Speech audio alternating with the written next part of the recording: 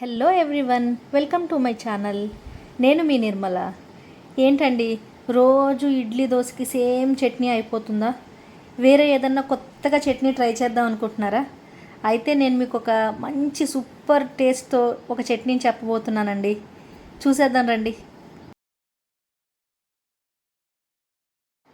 Tomato, పల్లి, కొత్తిమీర ఈ మూడిటితో మనం చట్నీ చేసుకున్నాం అనుకోండి, టేస్ట్ చాలా బాగుంటుందండి. ఈ చట్నీ కోసం మనం 5-6 టమాటాలని, ఒక 5-6 పచ్చిమిరపకాయలని, ఒక చిన్న కట్ట కొత్తిమీరని, ఒక గుప్పెడు పల్లీలని తీసుకుని రెడీ పెట్టేసుకోవాలండి. ఫస్ట్ టమాటో ముక్కల్ని చిన్న చిన్నగా కట్ చేసుకుని పక్కన పెట్టేసుకోవాలండి. కొత్తిమీరను కూడా చిన్నగా తరుక్కుని పెట్టుకోవాలండి, ఎందుకంటే కొత్తిమీరని తరగకుండా వేస్తే కనుక సరిగ్గా గ్రైండ్ అవ్వదండి, అందుకోసం.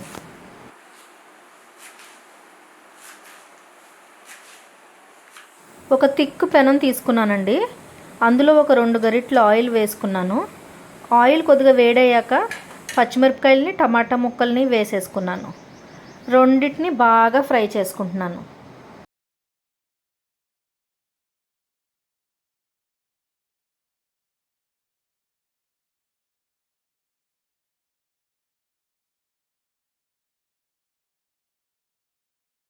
పచ్చిమిరపకాయలు, టమాటాలు బాగా ఫ్రై అయిపోయాక కొద్దిగా ఉప్పుని వేసుకున్నానండి.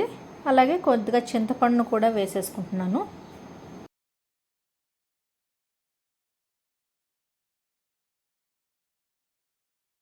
ఈ టమాటా, పచ్చిమిరపకాయలు ఇవన్నీ వేగేలోపు ఆల్రెడీ ఫ్రై చేసి పెట్టుకున్న పల్లీల్ని మిక్సీ జార్లోకి తీసుకుని దాన్ని నేను గ్రైండ్ చేసి పెట్టుకుంటున్నానండి. టమాటా ముక్కలు అవన్నీ ఫ్రై అయిపోయాక కొద్దిగా నేను కొత్తిమీరని ఆల్రెడీ కోసి పెట్టుకున్నాం కదండి, ఆ కొత్తిమీరని కూడా వేసుకుని ఒక 2 నిమిషాలు, మరీ ఎక్కువసేపు ఫ్రై చేయకూడదండి కొత్తిమీరని, జస్ట్ 2 నిమిషాలు అలా ఫ్రై చేసి స్టవ్ ఆఫ్ చేసేసుకుంటున్నానండి. ఈ మిశ్రమం చల్లారనివ్వాలండి. చల్లారిన మిశ్రమాన్ని మిక్సీ జార్లోకి తీసేసుకుని శుభ్రంగా గ్రైండ్ చేసేసుకున్నానండి.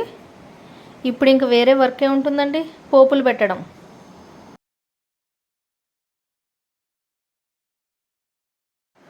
పోపుల కోసం ఆవాలు, జీలకర్ర, మినప్పప్పు తీసుకుని రెడీ పెట్టుకున్నానండి. కొద్దిగా కరివేపాకు కూడాను. చిన్న పోపుల పెనంలో ఫస్ట్ ఆయిల్ వేసుకుని ఆయిల్ జస్ట్ హీట్ అయ్యాక ఫస్ట్ ఆవాలు వేసేసుకున్నానండి.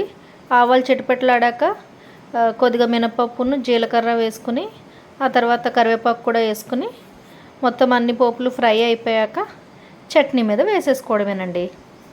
ఇప్పుడు నోరూరించే టమాటా పల్లీ చట్నీ రెడీ.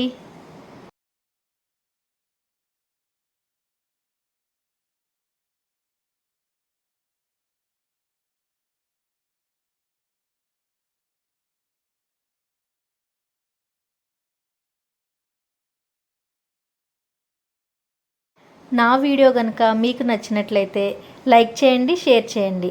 అలాగే మీరు ఇంట్లో ట్రై చేసి ఎలా వచ్చిందో నాకు కమెంట్ చేయండి. మరిన్ని వీడియోస్ కోసం నా ఛానల్ని సబ్స్క్రైబ్ చేసుకోండి. Thank you.